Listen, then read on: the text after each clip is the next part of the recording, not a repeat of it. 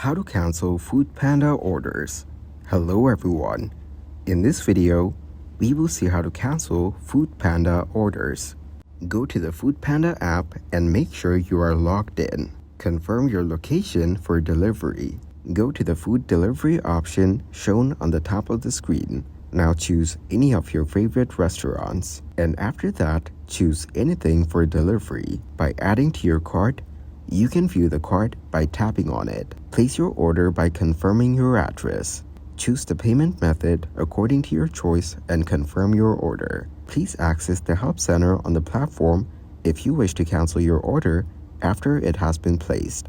You have the right to cancel your order, provided a vendor has not yet accepted your order. You can refund by online payment orders. You can also get a refund on cash on delivery orders. Thank you guys for watching this video. Hope you got some value. Make sure to like the video and subscribe to the channel to get notified of new videos. See you in the next one.